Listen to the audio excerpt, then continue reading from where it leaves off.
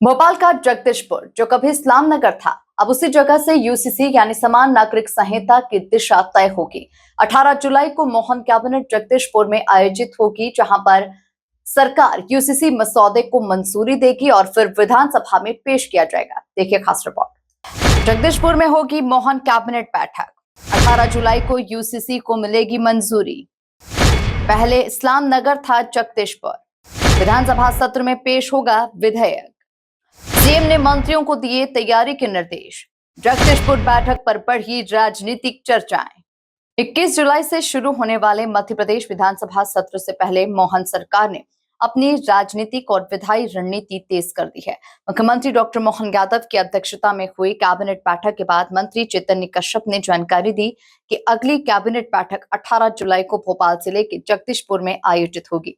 उन्होंने बताया कि इस बैठक में समान नागरिक संहिता के मसौदे को मंजूरी दी जाएगी। इसके बाद इसे विधानसभा में विधेयक के रूप में प्रस्तुत किया जाएगा। माननीय मुख्यमंत्री जी ने बताया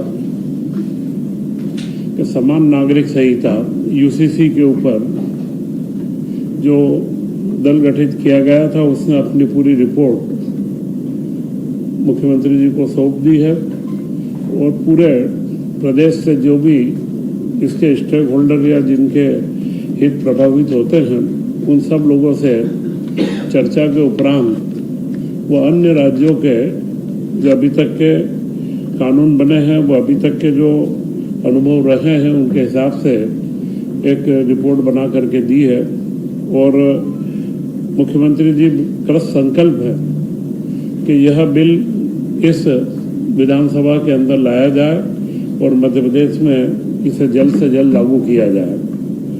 इस हेतु मुख्यमंत्री जी के द्वारा बताया गया है कि इस बार की अगली कैबिनेट 18 जुलाई को भोपाल जिले में जगदीशपुर, जो पूर्व में इस्लाम नगर के नाम से जाना जाता था, जगदीशपुर के अंदर विशेष कैबिनेट की बैठक आयोजित की जा रही है, जहां पर समान नागरिक संहिता के मसौदे को कैबिनेट की स्वीकृति दी जाएगी और उसके बाद इसे विधानसभा के अंदर लाया जाएगा। क्योंकि 20 जुलाई से 24 जुलाई तक विधानसभा का सत्र है, मुख्यमंत्री जी ने सभी मंत्रियों को निर्देशित भी किया है कि जो भी प्रश्न आए हैं, उन प्रश्नों का उचित जवाब इस फोरम से हमारे साथियों को प्राप्त हो, जनता के भी संदेश भी जाए कि मध्य प्रदेश की यह सरकार एक संवेदनशील सरकार है और जो हर बात का जवाब देने के लिए तैयार है। कैबिनेट बैठक के दौरान मुख्यमंत्री डॉक्टर मोहन यादव ने सभी मंत्रियों को आगामी विधानसभा सत्र के लिए पूरी तैयारी रखने के निर्देश भी दिए। उन्होंने कहा कि प्रत्येक मंत्री अपने विभाग से जुड़े सवालों के तथ्यात्मक और प्रभावी जवाब दे, ताकि जनता तक सरकार के कामकाज की सही जानकारी पहुंचे।